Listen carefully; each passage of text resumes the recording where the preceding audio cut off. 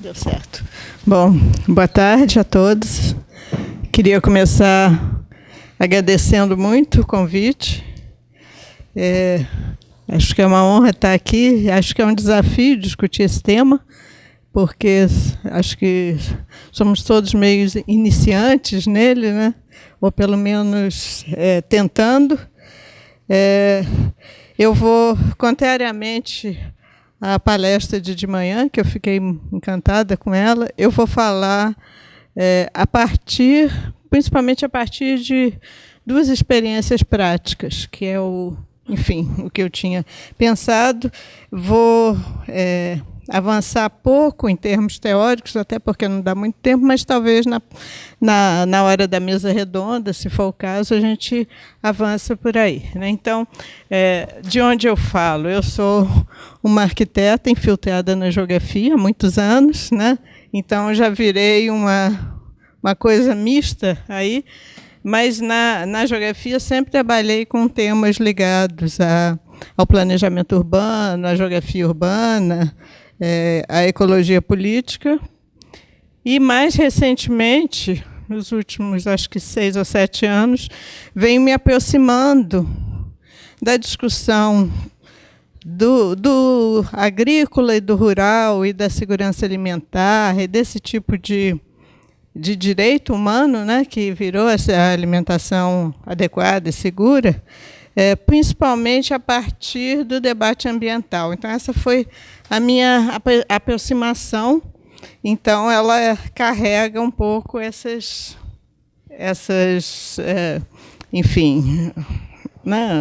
vieses.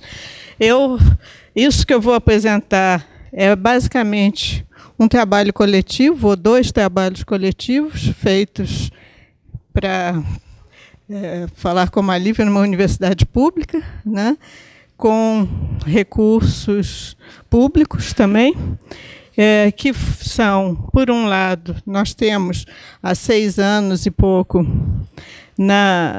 sediados no Instituto de Geociências, que é onde eu fico, né? Um grupo de estudos em agricultura urbana que começou como uma curiosidade, quase como disciplinas e tentativas de leituras de textos, e foi evoluindo, e hoje é um grupo superativo, cheio de gente animadíssima, de várias áreas do conhecimento, que trabalham com projetos de extensão, de pesquisa e um pezinho no ensino. De vez em quando a gente oferece disciplinas de graduação e de pós como optativas e tal, e tem gerado um certo encantamento, eu diria, com a temática e atraído pessoas, apenas que nós não temos muitas bolsas para abrigar tantas atrações. E a segunda experiência, e que está articulada com a primeira, vocês vão ver, foi a nossa participação de um grupo grande de professores e alunos da UFMG desde 2009, que nós temos nos envolvido através de projetos de extensão, mas por contrato, né, do Estado, via Agência de Desenvolvimento Metropolitana, da elaboração de um plano metropolitano para a região metropolitana de Belo Horizonte, seguido de um macrozoneamento e seguido da revisão de 11 dos 34 planos diretores de municípios metropolitanos. Então, é um trabalho que é pago pelo Fundo de Desenvolvimento Metropolitano, então é pago pela colaboração dos municípios e do Estado, que tem o que os municípios colocarem, o Estado cobre. Então, é fruto de um recurso público que a gente tentou trazer para dentro da universidade na forma de um projeto de extensão e não necessariamente de uma consultoria. Então, o que a gente veio fazendo, pelo menos é o que a gente quer crer, é um processo de envolvimento de professores e alunos. Teve um momento que nós tivemos 180 pessoas envolvidas, foi meio loucura, mas tem sido um aprendizado de todos os lados, muito interessante. Então, eu vou meio dividir em duas partes e tentar não falar demais, para a gente poder discutir. Primeiro, eu queria deixar o planejamento um pouco de lado e tratar um pouco do o que parece ser o rural, ou pelo menos o agrícola, na região metropolitana de Belo Horizonte, que é um lugar em que a base econômica principal, como vocês, infelizmente, viram de uma forma muito dolorosa, é a cadeia da mineração, né? Mineração, metalurgia, siderurgia e aí indústria automobilística e essa coisa toda. A atividade imobiliária é muito intensa e muito pouca atividade do agronegócio ou do ganho de capital investido na produção agrícola. Então, normalmente, quando a gente vai discutir isso, todo mundo fala, não, mas não tem agricultura urbana, ou não tem agricultura na região metropolitana, e a gente vem tentando mostrar que tem e que pode vir a ser uma alternativa de desenvolvimento econômico, de economia solidária, etc. Depois, então, vamos lá. Vamos ver o de cá, né? Isso. Então, a primeira...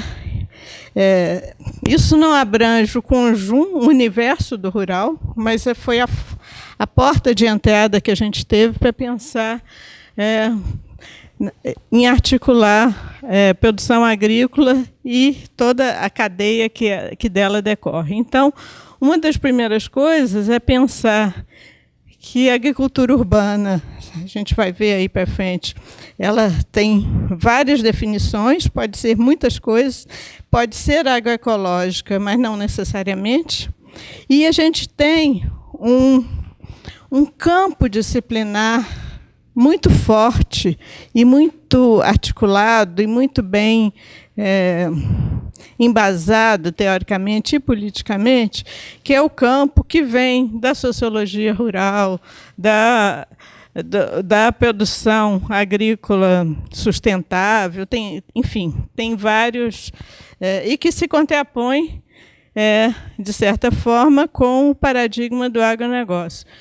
E esse campo também, a gente começa agora a fazer um diálogo com ele, é um diálogo difícil ainda, porque tanto nós, os urbanistas, nunca tivemos que pensar em questões rurais, em produção de alimentos, e etc. Não temos de ser... Bom, aqui eu não sei, mas tanto no Rio, quando eu fiz arquitetura, o FRJ, lá no século passado, quanto na UFMG, essas questões não fazem parte das disciplinas, etc., né? Embora a gente saiba que está lá escrito no Estatuto da Cidade que um plano diretor é para o município todo, a gente não tem ideia do que fazer com a parte não urbana.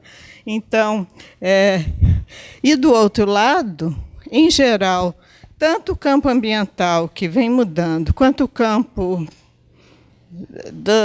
vou chamar de sociologia rural, mas englobando vários outros, tendem a ver a cidade como o lugar da degradação ambiental, como uma ameaça, como um lugar que não tem mais solução e tal. E a gente quer trucar isso, né? Quer dizer que tem que ter e trabalhar nessa direção. Então, agora, depois de 6 anos, que a gente começa a tentar construir essa ideia de uma agroecologia urbana, ou de conversar com o pessoal que vem da produção agrícola rural e tentar construir um campo disciplinar comum. Não é fácil, os autores são completamente diferentes, eles não dialogam.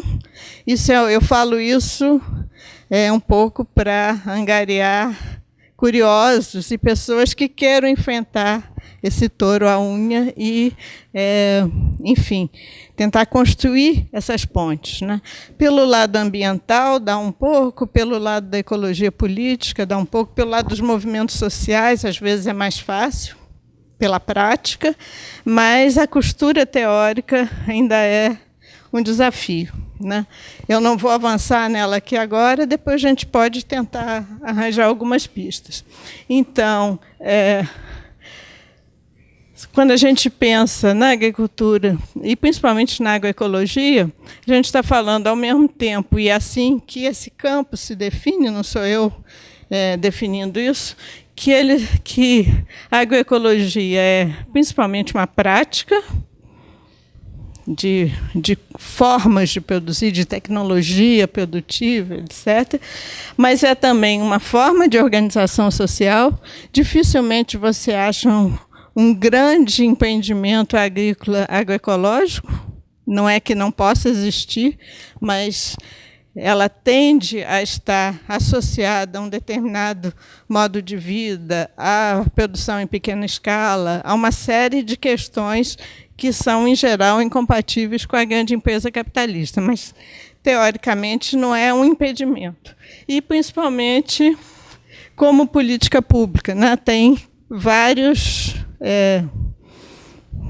peças, né, de legislação, não sei se eu estou falando corretamente, mas já tem um nível de regulação bastante razoável, principalmente quando você pensa em e a legislação usa essa terminologia na produção de orgânicos, mais do que de produtos agroecológicos, né?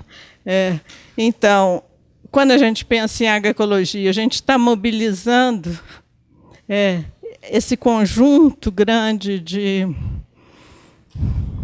formulações ou de campos, né? De direito à cidade, de reforma agrária, de agricultura urbana mesmo, da agricultura familiar, que é uma outra diferença, e vai por aí afora. Então, basicamente, a gente está... Não, deixa eu me programar aqui. Trabalhando muito com essa ideia do comum, né, de valores, saberes e bens comuns, e, em muitos casos, com economia popular e solidária. Pelo menos essa é a idealização. Nem sempre, na prática, a gente encontra essas coisas em estado puro. Aqui é só para mostrar, a gente, né, se chama AUE, começou com estudos em agricultura urbana, e aí virou todo mundo fazendo um AUE, etc. E hoje o nome é muito apropriado, né? E isso aqui foram os meninos que fizeram, tentando se autodefinir. Não sei se eu falaria dessa forma. Então, eu trouxe da forma como eles se sentiram confortáveis para mostrar para vocês, né? Ia dizer que a gente tem muitos voluntários, poucas bolsas, mas algumas. A gente é também um NEA, que é um núcleo de estudos e pesquisas agroecológicas, que é uma categoria que existiu um edital do CNPq de criação de NEAs nacionais, que são os grandes núcleos das escolas de agronomia, etc., e nós éramos o pequenininho urbano, que era o diferente e tal. Então, nós atualmente não temos mais esse recurso, mas continuamos sendo essa instância, né? E a gente tenta trabalhar com vários ONGs. Colmeia é um grupo da economia, chama Colmeia Solidária, é o pessoal que trabalha com a economia popular e solidária. A RUA é a Rede Urbana de Agroecologia, Emater, né? É um órgão público de extensão rural. Isso aqui é a rede de intercâmbio de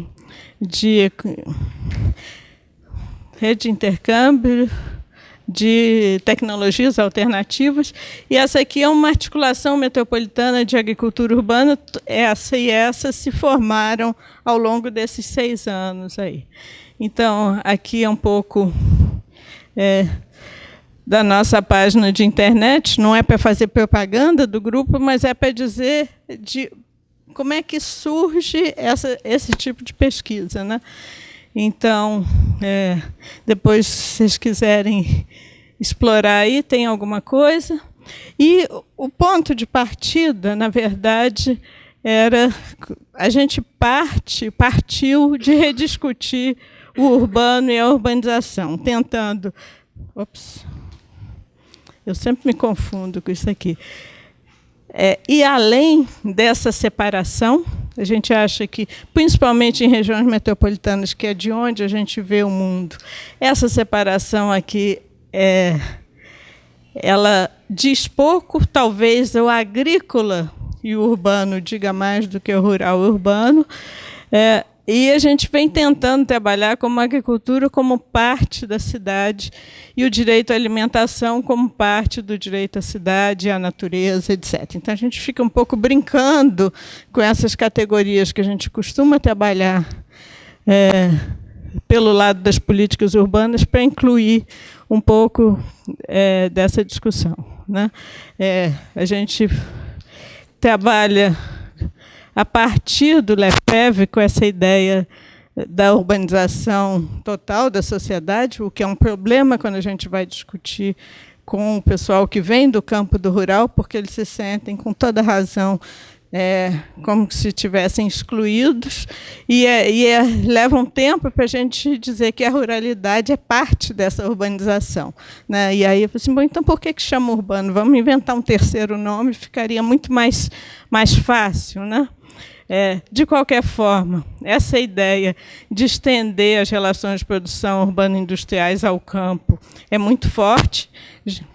A gente pode pensar, se a gente pensar numa grande plantação de soja ou de milho, ela não tem nada de ruralidade, ela é uma produção industrial, mecanizada, assalariada, etc., que, por acaso, usa elementos da natureza, água, terra, sol, tempo, etc., para se reproduzir. Se tivesse um jeito de produzir milho e soja sem precisar de estudo, já estaria fazendo.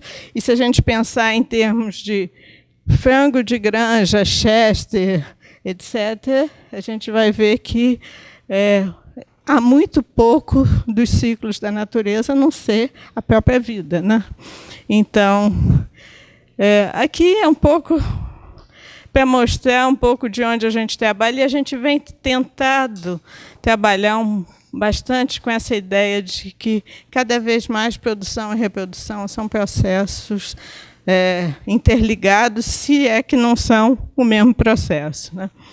Então, isso aqui talvez esteja um pouco repetitivo, mas um pouco para dar a ideia de quais são as principais temáticas que essa discussão traz. No nosso caso, a gente tenta trabalhar muito com isso aqui. Tem dois textos que eu gosto muito, ou dois autores, melhor dizendo, que eu gosto muito, que todos dois partem do Lefebvre, mas com perspectivas diferentes. Um é o Roberto Montemor, que trabalha com a gente há muitos anos, e que trabalha com essa ideia da urbanização extensiva. E tem um texto muito interessante que se chama O que é urbano no mundo contemporâneo, para mostrar uma certa tradução tupiniquim e atual do Lefebvre. E tem um outro que é um geógrafo carioca, da UERJ, que se chama João Rua. Eu brinco que é uma ironia o nome dele, porque ele vem do campo rural e chama Rua, né? E ele tem um texto muito interessante que se chama Ruralidades no Urbano e Urbanidades no Rural, ou vice-versa, não sei, e que ele traz, em vez dele ficar confrontando essas duas coisas, ele vai tentando mostrar as complementaridades, e, a partir dele, ele traz um pouco de por onde passa o debate do rural, falando da multifuncionalidade, pluriatividade e outras coisas. Ou seja, o rural tradicional sozinho tem pouquíssimas chances econômicas de sobreviver. Então, a filha vai ser costureira, eu não sei quem vai ser motoboy, etc. Uma complementariedade de atividades para permitir a permanência, seja no campo ou vivendo de produção rural.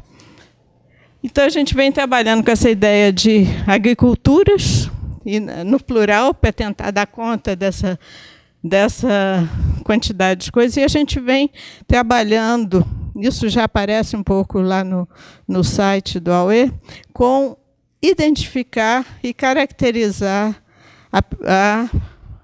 as agriculturas urbanas metropolitanas. Então, tudo que aparece, que a gente consegue identificar, a gente vai lá, georreferencia, mapeia e traz um questionário que, basicamente, tenta entender quem faz, com que tipo de organização, onde produz, como produz. Então, aí vai, de certa forma,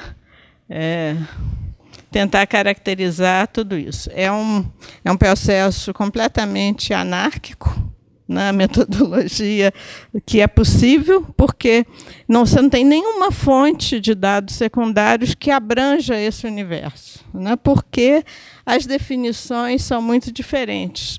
Então, a gente tem um pouco do que a gente pensa quando a gente fala agricultura urbana. A gente está querendo falar que é tanto a agricultura do rural quanto do urbano, e que, principalmente em regiões metropolitanas, isso já é uma coisa híbrida.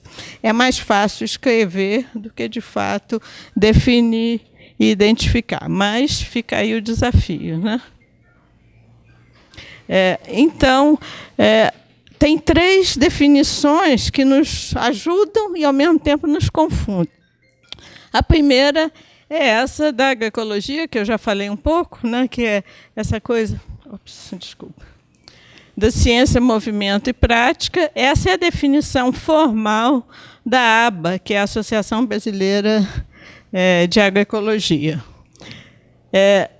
Ela envolve a ideia de pensar um outro tipo de agricultura, né, que envolve mudanças de valores, de forma de organização da terra, etc., né, e pensa principalmente nessa articulação de produção e consumo, de ser ambientalmente completamente adequada, e agora começa a incluir o espaço urbano também nessa discussão. É mais uma inclusão política, por enquanto, eu acho, do que, de fato, da prática, mas já é um avanço, né? Então, isso aqui era um pouco tentando colocar a quantidade de ela como ciência, o que envolve, como prática e como movimento. Tem uma ligação forte com os movimentos de luta por direitos, com o movimento de mulheres, o feminismo, né, principalmente, até porque o protagonismo das mulheres é muito, muito forte nessa área aí. A outra definição, que ajuda e confunde ao mesmo tempo, é de agricultura familiar, que é a definição de quem vem pelo campo da sociologia agrária e rural, é a definição mais clara, porque ela envolve o trabalho, né? Então, a agricultura é familiar se tantos X%, que eu não sei mais quanto do trabalho realizado é de origem familiar. E se tantos % da renda da família estiver associada à agricultura. Então, tem toda uma legislação e acesso a crédito, uma série de coisas ligadas a que, se o agricultor ele consegue cair na categoria de agricultura familiar ou não. Até uns 3 anos atrás, se não me engano, você, para ter acesso a crédito agrícola, você tinha que morar em zona rural, né? Então, isso excluía uma parte grande dos agricultores urbanos, mesmo que eles fossem familiares, etc. Então, usar essa terminologia nos aproxima do pessoal que estuda a agricultura, mas também não dá conta do universo, como vocês vão ver. Então, aqui tem uma tentativa de mostrar, principalmente pela legislação e pela bibliografia, quem são os agricultores familiares, muitos deles, povos da floresta, etc., não vão aparecer no debate metropolitano, que é o nosso, mas só para colocar aqui. E a ideia de que cada vez mais a gente tem em territórios tidos formalmente como urbano, muita agricultura familiar, principalmente por essa tendência expressa pelos planos diretores de se acabar com os territórios rurais dos municípios. Não sei como é aqui no Rio Grande do Sul, mas na região metropolitana de Belo Horizonte tem vários municípios que se decretaram 100% urbanos como uma estratégia de atrair loteamentos, condomínios, etc. E aí, mas continuando a ter agricultores familiares. Então, e a outra discussão é que a agricultura familiar, não tenho competência para fazer essa discussão, mas quem estuda agricultura familiar vai fazer essa distinção entre a agricultura familiar empresarial e a agricultura familiar camponesa. Aí a gente entra com uma outra categoria, que é o campesinato, que aí vai complicar mais ainda essa equação, né? Mas, de qualquer forma, o que está em jogo é qual é o nível de integração ao sistema capitalista, né? E aí, para pensar a agricultura urbana mesmo, aqui tem algumas tentativas de fazer algumas definições e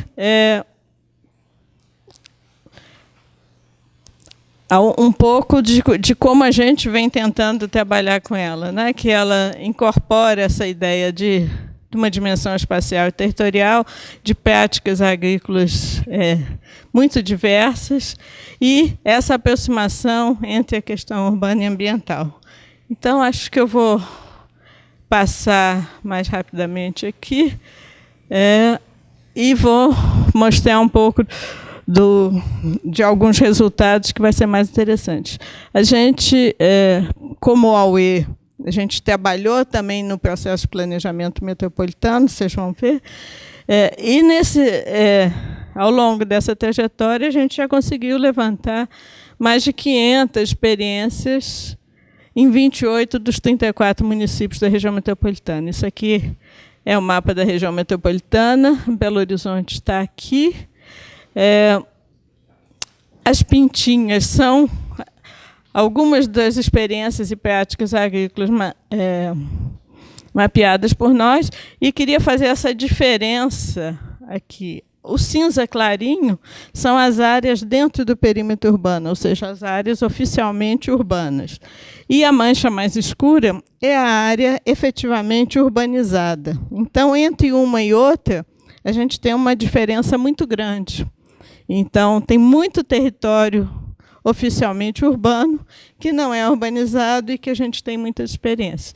E aí a gente faz a gente só desenha ao contrário, a gente colore o rural, porque dá um susto sempre. A gente, quando vê o fundo branco, a gente tende a não ver o fundo, só ver o que está, né, colorido. E, invertendo, dá uma ideia da potencialidade de territórios rurais. Não quer dizer nem que eles são bons para plantar. Tem muitos ali que é puro minério, não é uma aptidão agrícola, é só território rural. Mas isso tudo entra nessa equação. E aí, aqui, um mais colorido, mais próximo, tentando mostrar esse azul clarinho, são áreas dentro do perímetro urbano, que não estão necessariamente urbanizadas, mas em alguns lugares dá para fazer alguns zooms, está vendo, entre fronteiras de municípios, para a gente ver como as experiências estão tanto dentro de áreas rurais, como a gente pensaria, mas muitas delas dentro das áreas urbanas, né? É verdade que muitas das áreas tidas como rurais, muitas vezes são áreas de preservação ou são áreas de mineração também. Então, não são lugares onde a gente vai achar práticas agrícolas. Mas só para mostrar para vocês que parece ser um exercício fácil, mas cada bolinha que você coloca aí, você tem que ir lá descobrir o que é, fazer um questionário, etc. E esse dado não está em lugar nenhum, né? A gente vai tentando trazê-lo, né? Então, o que a gente tem é essa ideia de diversidade de práticas, sujeitos, etc., e que eu vou mostrar só alguns para vocês, né? Algumas das formas da gente fazer e de validar um pouco esses lugares são uma série de oficinas que a gente faz na UFMG. Isso aqui é uma cartografia temática que a gente faz no processo de planejamento, vocês vão ver mais rapidamente. E aqui é um belíssimo mapa bordado da região metropolitana que as agricultoras fizeram, e aí virou nossa cortina ou o nosso painel, e aí na hora que vai discutir você prega o que for. Está vendo elas pregando aqui com alfinete, depois tira, etc. Então, só para dizer que esse campo também tem uma coisa lúdica muito interessante. Toda vez que você faz uma reunião, tem místicas, tem uma série de coisas herdadas dos movimentos sociais de base rural, né, que fazem isso tudo. E que eu fui aprendendo a fazer também.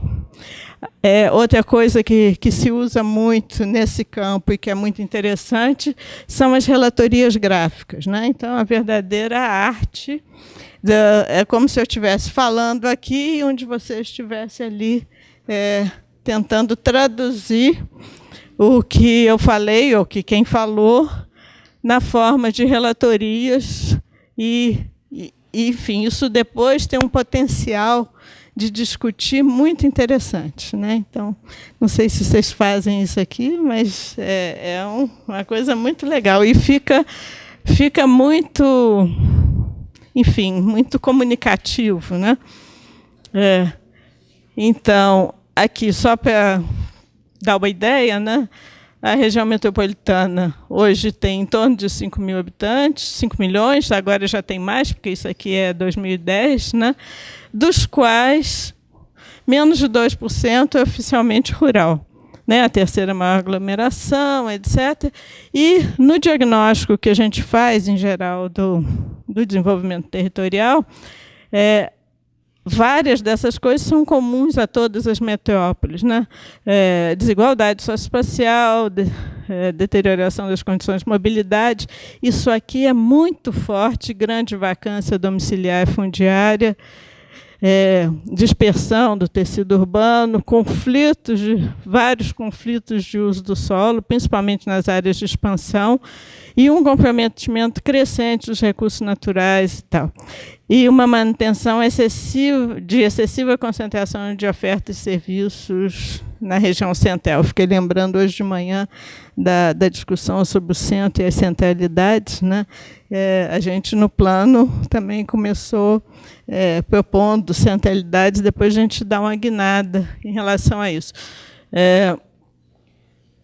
E aí a gente veio trabalhando muito com essa ideia de que fazer valer a função social da propriedade não quer dizer necessariamente construir mais, pode ser plantar mais, pode ser vários outros tipos de uso que coloquem para um uso comum, essa coisa. Então, aqui também são alguns... Isso aqui são alguns slides que a gente usa para tentar fazer essa discussão com a população, né? E, normalmente, quando se discute agricultura urbana, ou agroecologia, ou produção de alimentos na metrópole, essa discussão, em geral, é tida como irrelevante, como incompatível e como inviável. Então, a gente vem tentando construir respostas para isso. Então, por que ela é irrelevante? Ela é irrelevante, sim, se comparada, por exemplo, com a produtividade da mineração ou de outros usos maiores. Mas ela pode ser relevante por ser uma área histórica de produção, pode ser um mecanismo de garantia de permanência do uso agrícola. Tal. Então, são produção de contra-argumentos para essas visões, né? diz-se muito que a agricultura é incompatível com a preservação ambiental, e aí a gente vai dizer que depende de com que tecnologia, que agricultura, etc., que ela pode ser compatível, etc. E a ideia da inviabilidade dela por causa do alto custo da terra, então a gente mostra que se você construir circuitos curtos de comercialização e apostar na ideia, né, da segurança alimentar, etc., ela pode se tornar viável, principalmente via compras institucionais, hospitais, escolas, etc., uma opção de coisas assim. Então,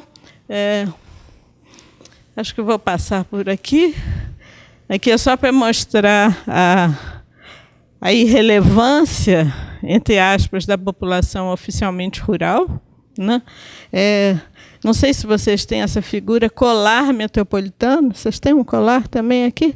Colar metropolitano está, inclusive, na Constituição Estadual. São municípios que já apareceu aqui, daqui a pouco aparece de novo, eu mostro para vocês. São municípios limítrofes à região metropolitana, que são quase região metropolitana, mas ainda não são. Por critérios, em princípio, de polarização econômica, etc., mas às vezes são também critérios políticos, etc. Tem municípios que não querem ser da região metropolitana, então ficam no colar e vai por aí afora. Então, só para ter uma ideia de alguns números que o Censo Agropecuário nos dá, ele pensa em agricultura e pecuária, e aí são números que mostram, por exemplo, que tem um percentual relevante da área ocupada dos municípios nessa pequena produção, né? Em relação ao PIB, a agropecuária aqui na região metropolitana não dá nem para ver, não dá para vocês verem que tem um vermelhinho aqui, né, de tão pequenininha que é. Mas, se pegar os municípios do colar, que são um pouquinho mais distantes, isso já melhora um pouquinho, né? Mas, ainda assim, serviços e indústria são, sem dúvida. Então, só para mostrar umas imagens para vocês, da diversidade de iniciativas de agricultura na região metropolitana e no colar, né? Então, a gente tem algumas... A agricultura oficialmente familiar, em geral, nesse município aqui, de Mário Campos, que é um pouco município que produz hortifruti granjeiros, etc., ela é familiar, ela é de trabalho familiar, etc., mas quase nada é agroecológico, então usa insumos químicos, etc. Então, pelo lado da permeabilidade do solo, dependendo de qual critério que você usa, você vai avaliar isso positivamente, mas pelo lado da contaminação da terra, da alimentação e da água, é negativo. Então, cada uma desses tipos, a gente vai ter diferentes critérios. Essa aqui é uma associação de agricultura biodinâmica, né? Ela é empresarial, mas não é um pouco educativa, também é uma coisa no meio do caminho, não chega a ser uma ONG. Aqui é um quintal produtivo numa das principais ocupações urbanas organizadas de Belo Horizonte, que é a Dandara, que teve um projeto de ocupação feito pelos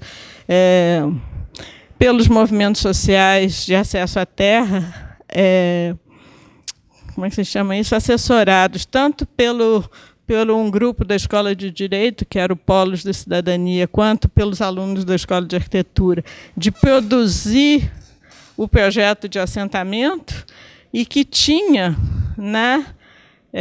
na agricultura urbana uma ideia de produção agroecológica de alimentos em espaços coletivos. Era um projeto super bonito, que foi neutralizado, de certa forma, logo no início, porque 2 meses depois ou 3 meses depois chegou mais uma quantidade enorme de famílias para ocupação, que acabaram ocupando os espaços agrícolas, etc., e hoje em dia também essa parte aqui está toda ocupada e os quintais produtivos estão dentro dos lotes das casas.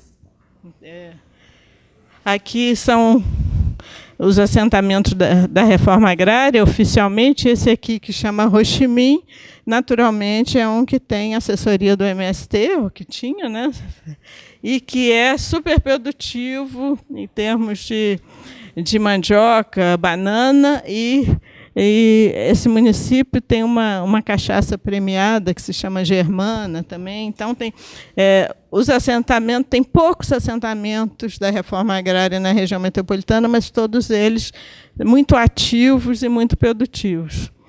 Aqui é um quintal produtivo da Dona Júlia, enfim, é uma liderança, mas só para vocês verem em que condições, em que espaços os quintais aparecem. Quintais talvez seja a forma mais antiga que a gente tem, né, de agricultura urbana. Todo mundo tinha uma avó, agora uma bisavó, etc., que tinha um quintal, ou que tinha uma horta, ou que tinha um pomar, né? E que não. E aí tem uma discussão que é. Em vários textos você tem essa ideia de que isso é necessariamente uma ruralidade no urbano, que as pessoas que vieram da migração do campo para a cidade, etc. e tal. Em muitos casos mas em outros casos não é. Você tem várias iniciativas de agricultura urbana aprendidas a partir da cidade. Então,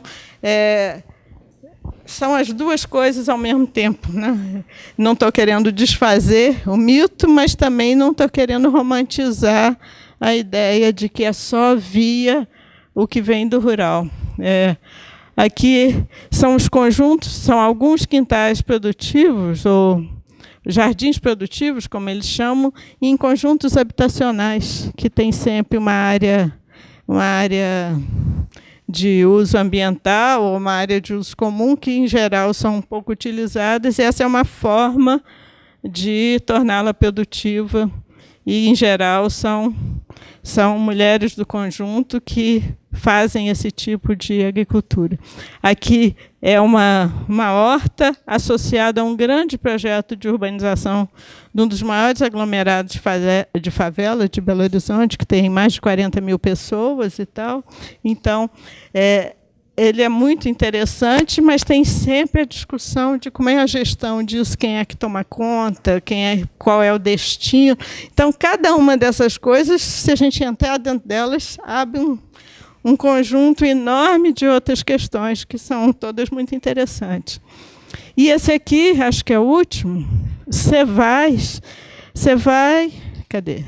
Chama-se Centro de Vivência Agroecológica, que é uma política pública que vem desde os anos 80, da gestão do Patrus Ananias, quando prefeito, que articulava Secretaria de Abastecimento com Secretaria de Meio Ambiente para criar esses territórios em áreas, principalmente áreas mais precárias no município, não é região metropolitana, em que você tinha uma série de políticas, não só das pessoas plantarem, mas de difundir a ideia de segurança alimentar, receitas e plantas medicinais, uma série de coisas. Eles ainda existem até hoje, estão talvez menos radicais na sua proposta original, porque tudo vai se acomodando também, né? Nas duas últimas gestões municipais, eles quase desapareceram, mas foram resgatados e tem um potencial muito interessante em termos de política pública. E as feiras, né? Tem alguns alunos tentando trabalhar por esse lado, não da produção, mas da comercialização e da criação, ou alguns vão dizer da uberização, da agricultura urbana, pelo lado das cestas de consumo. Tal. Tem uma sigla que se chama CSA, Comunidade que Sustenta a Agricultura, que tem progredido muito. Essa aqui é uma feira num bairro pericentral de Belo Horizonte, Floresta, que ela é quase que 100% agroecológica.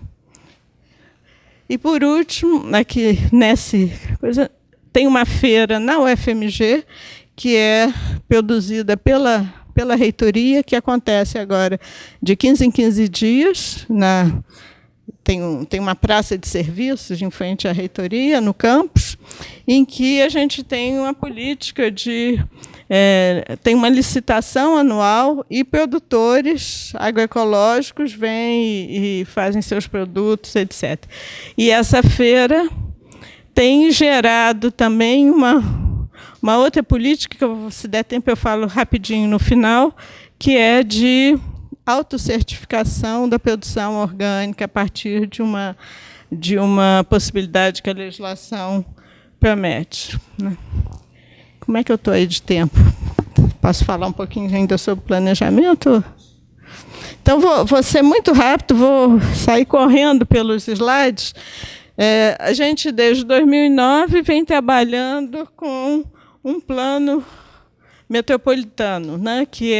Isso foi fruto de um arranjo estadual de gestão metropolitana que ocorreu nesse período aí. E aqui, nesse período, a UFMG foi contratada para fazer um plano diretor, depois o seu macrozoneamento. Aqui somos nós, quando começamos a fazer esse trabalho de caracterização e mapeamento, e depois o processo de revisão dos planos. Não vou ficar falando sobre o plano, mas só para dar alguns princípios que a gente acha que sempre a gente coloca, que fazer planejamento a partir da universidade só tem sentido se os estudos propostos tiverem um sentido crítico, se for para a mobilização e aprendizado social, etc. Então, enfim, alguns dos princípios do plano, alguns pressupostos que estão em todos os planos, né? Nem preciso botar isso aqui, que qualquer plano tem isso. E para dizer que a gente trabalhou muito com teatro, e com esquetes teatrais, etc., para ajudar na discussão das inúmeras oficinas que nós fizemos ao longo desse tempo todo, e que o teatro é uma ferramenta fabulosa, principalmente para ajudar a discutir conceitos que nem a gente mesmo sabia direito o que era. Então, eu discutia com o pessoal, eles eram muito bons, e eles faziam esquetes teatrais, e todo mundo entendia até melhor, e a gente também. Então, para dizer que a gente apostou muito na coisa da mobilização, fizemos um monte de peças gráficas e etc. Tem os sites todos. Esse site aqui existe até hoje, e é um repositório de toda... Falta o R ali, né, no BR. Aqui, está embaixo? Ah, está aqui. Desculpem, erro de barbeiragem de PowerPoint. E até hoje tem todos os documentos, todos os produtos finais, tem os documentos de discussão com a população, tem os relatórios, não, como é que se diz? As relatorias, né, de cada oficina, é isso, né? Então, aqui alguns dados de participação, para dizer que o plano tem essas duas dimensões importantes em cada política. Isso aqui foram as 10 equipes que foram formadas dentro da universidade, cada uma com um grupo de professores e seus alunos, para fazer as leituras do território. Não vou ter tempo de falar sobre isso, mas só para vocês verem como é que a coisa foi funcionando. E acabamos com 28 propostas de políticas que foram agrupadas nesses 4 eixos. Então, vou só passar pelo nome das políticas, para vocês terem uma ideia. Cada política se desdobra em programas e projetos, etc. Vou passar. E pintei de vermelho aquelas que têm a ver um pouco com essa discussão, né? Uma política de segurança alimentar e nutricional, uma de produção em pequena escala. Aqui eu queria dizer que foi uma batalha colocar o debate sobre produção de alimentos e segurança alimentar, etc., na nossa própria equipe. Não foi, foi um exercício de convencimento, e que acabou sendo muito bom, mas não era no automático, senão não teria, né? em termos de acessibilidade, várias políticas aí.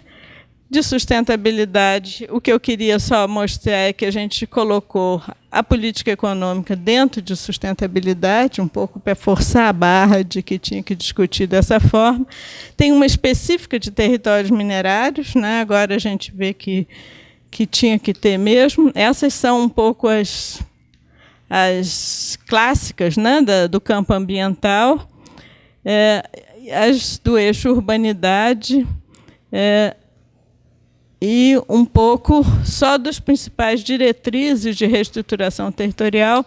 Então, a ideia de intensificar o uso do que já está urbanizado, né? Tem não só lotes vagos, como prédios vagos, etc. A tentativa de conter a expansão urbana,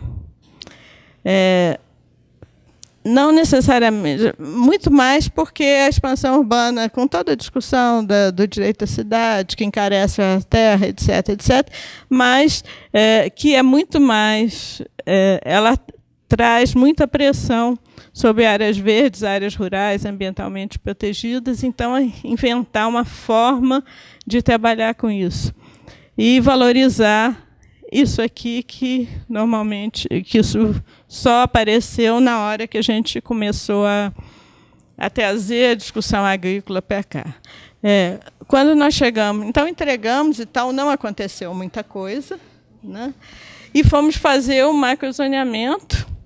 E aqui tem uma história longa, que, se for o caso, depois eu posso contar pedacinhos, mas a gente se ancorou nessa ideia do interesse metropolitano para poder criar um zoneamento que não se opusesse ao direito dos municípios deles próprios fazerem seus próprios zoneamentos, etc. Então, o nosso, não sei se é o pulo do gato, a nossa missão foi tentar identificar o que era de interesse metropolitano e só zonear, só fazer propostas nessas áreas. Então, a gente não tinha a menor ideia do que ia ser efetivamente interesse metropolitano. Fomos para as oficinas com muita cartografia temática e como é que chama esse negocinho? Etiquetas, né, adesivos, com coloridos, etc. E, ao final de um processo de várias coisas, nós chegamos e depois de dividir a região metropolitana em algumas sub-regiões e de superpor vários mapas na mesma região, saímos com algumas indicações como essas, que aí nós, enfim, fomos fazendo um processo de rediscussão, de triagem, e vou passar isso aqui rápido. Chegamos um pouco nesse tipo de macrozoneamento. Deixa eu ver se eu tenho outra depois. Não tenho, não. Essa mesmo. Em que a gente tem zonas de interesse metropolitano, essas amarelinhas, são dadas principalmente pelo ambiente construído, pelo o que o Lefebvre chamaria do espaço abstrato, né? Centralidades, grandes equipamentos, vias, etc. Esse tipo de coisa, que, em geral, o interesse transcende o local, e, principalmente, as serras, que são as verdes. Aqui é uma área do entorno de um rodoanel que está projetado, que a gente achou, e principalmente as azuis, que são as áreas de proteção de mananciais, as áreas de água. Então, é muito interessante pensar que todo mundo achava que água, por definição, é de interesse global, não é nem metropolitano. Então, não tem discussão. A gente tentou colocar como de interesse metropolitano as áreas de produção de alimentos, não colou, né? Não deu certo. A oficina falou assim, não, é muito importante, sim, mas deixa cada um cuidar do seu.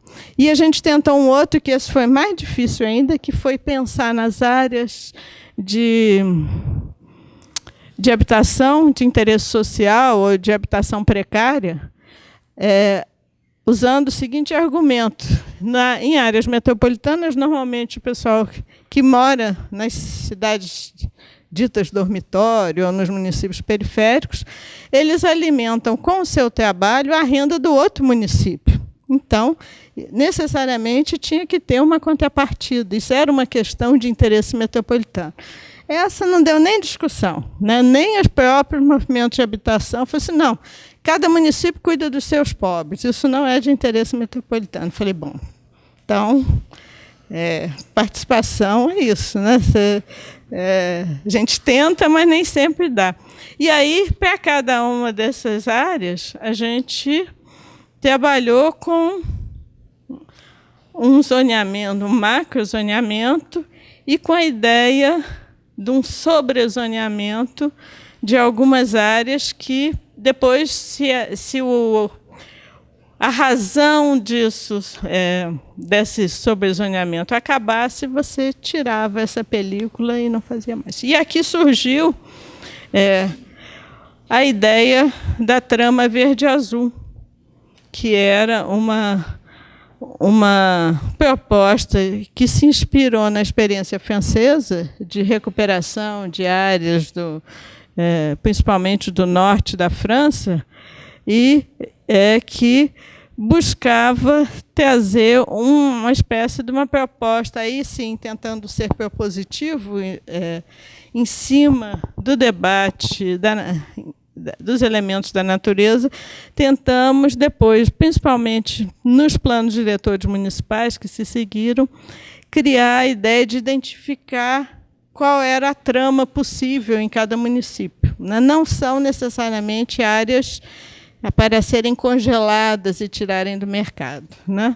Então, isso aqui são algumas das imagens que a gente usou para discutir o que a gente achava que era a trama, que ia apostava numa dimensão de paisagem cultural, mas também de recuperação de segurança ambiental, de áreas de risco, espaços construídos e não construídos, a ideia de conexões, a ideia para nós que isso não eram só corredores ecológicos, mas eram áreas de atividades culturais também. Então, identificar equipamentos culturais, manifestações e tal.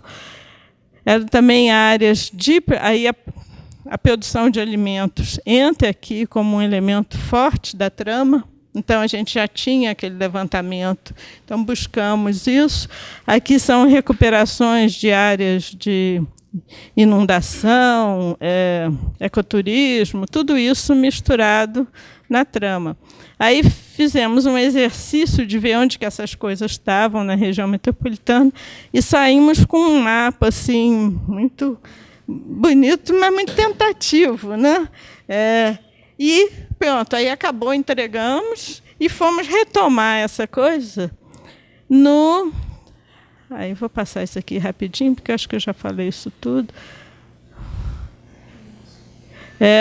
Na hora que fomos fazer os planos diretores municipais, foi a hora que a gente conseguiu chegar numa escala mais próxima e tentar identificar isso. Então, vou pegar só um município, que é esse aqui, de Matheus Leme, e mostrar como é que, ao recuperar a trajetória, né, de revisão do plano, a gente usou essa ideia da trama para tentar trabalhar com a totalidade do território. Então, voltando lá na coisa inicial, então, se vocês olharem esse mapinha aqui, tudo que está azulzinho foi identificado como possíveis partes da trama, né, que se divide, então, em vários subzoneamentos, que eu botei alguns aqui, as zonas de proteção, a trama fluvial, quer dizer, tudo que é ligado às águas, etc., a agroecológica, acho que eu só botei essas, tem mais, né? E o que a gente fez também foi tentar reduzir aqui os perímetros urbanos. o azul era o perímetros urbanos existentes. Esse é outro município, eu não consegui achar o mesmo para vocês terem a mesma ideia, mas só para vocês captarem a ideia. E a gente tentou reduzir os perímetros urbanos e criar a ideia, aqui tem outro, a ideia de pensar numa zona de transição rural-urbana, que teve esse nome esquisito aqui, ficou ZDE Trans, para trazer para essas áreas a mesma ideia de outorga, de solo criado, né, de outorga onerosa do direito de construir, trazendo para essa área a ideia de outorga onerosa de transição rural-urbana. Então, pode sim, mas com um custo, né, uma outorga onerosa, e mediante as pessoas fazerem planos urbanísticos, etc. e tal. Não que a gente ache que o plano urbanístico tenha esse poder todo, mas, pelo menos, não é fazer loteamento de qualquer jeito e depois. Então, aqui tem uma série de, se a gente pegar os planos, uma série de procedimentos para fazer essa transição rural-urbana. E botamos isso nos 11 projetos de lei e entregamos. E nenhum deles ainda foi votado nas suas câmaras. Estamos nesse pé. Eu acho, não sei se eles vão passar, mas a gente tentou, porque foi tudo que a gente conseguiu fazer, um pouco com a pega ambiental e um pouco com a pega da segurança alimentar, para trazer para o planejamento o debate do rural. Deve ter muitos outros jeitos interessantes, mas, enfim, esse é o caminho que a gente conseguiu construir. Então. E, por último, só para dizer que esse trabalho, junto com os agricultores, ele desencadeou um processo que nós estamos muito orgulhosos e animados com ele no momento, que é tentar criar um processo de autocertificação da produção orgânica ou agroecológica na região metropolitana, a partir da lei de orgânicos, que ela prevê 2 tipos de certificação. Deixa eu ver se eu tenho aqui. Aqui, olha. Quando vocês virem esse selinho de orgânicos, vocês leiam aqui embaixo, ó, se tiver escrito esse aqui, certificação por auditoria. Então, isso é uma empresa ou alguém que contrata uma certificadora e tal, paga e tal, e é feita a certificação. E esse aqui, que é o sistema participativo de certificação, que se faz a certificação via os agricultores se reunirem e criarem seus critérios, e é uma certificação por pares, igual na academia, né? Junta-se um conjunto de produtores, vão lá ver se o outro fez os critérios, etc., até que ele ganhe um selo. Para isso, é preciso fazer uma chama OPAC, organização, enfim, esqueci o nome, mas é uma ONGzinha que garante a adequação ao processo de certificação. A gente fez isso regionalizando um pouco os municípios da região metropolitana em núcleos, e a Feira Agroecológica da UFMG tem sido um dos núcleos que tem ajudado muito nessa discussão. Então, aqui estão um pouco quais são os núcleos, como é que eles se organizam e tal. E aqui, não sei se dá para ver daí, todos os municípios que têm um pintadinho são municípios que têm agricultores que participam desse processo. Então, a gente está no meio desse processo, tem um mês que essa organização foi constituída. Aqui está o colar, está vendo? Esses aqui são os municípios do colar. E esses aqui são só limítrofes que entraram no processo também. A gente não ia deixar eles de fora só porque, formalmente, eles não são da região metropolitana. Então, é isso. Aqui eu não vou...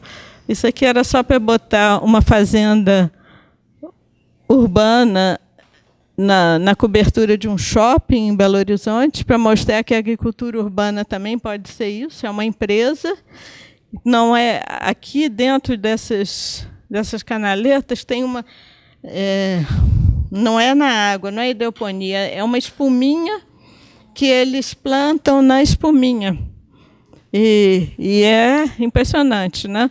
Mas não tem nada de agroecológico no sentido do movimento social ou do saber, etc. Mas é orgânico. Então, as fronteiras entre essas coisas todas são muito interessantes. E só para concluir, isso aqui é um conjunto do Minha Casa Minha Vida lá em Montes Claros, todo horizontal, daqueles mais áridos que vocês puderem imaginar, e que uma pessoa que tem esse lote, essa casinha aqui, e que vem de origem rural, um pouco para dizer tudo que eu disse, né?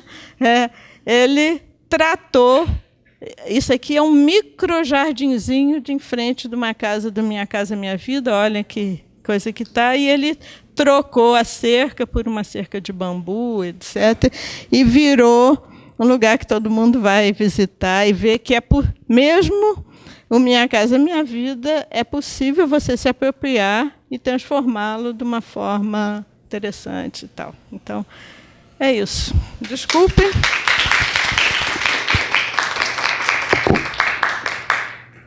Falei muito, não, mas...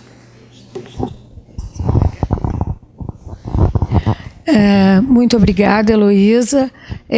A gente te agradece muito essa generosidade de trazer essa experiência grande de vocês. A gente sabe que é sempre um esforço grande concentrar essa informação tão grande e essa complicação toda dessa experiência em vários municípios. Agradecemos muito a tua fala aqui para nós, e eu acho que a gente poderia chamar, então, a Annelise para dar a sua fala.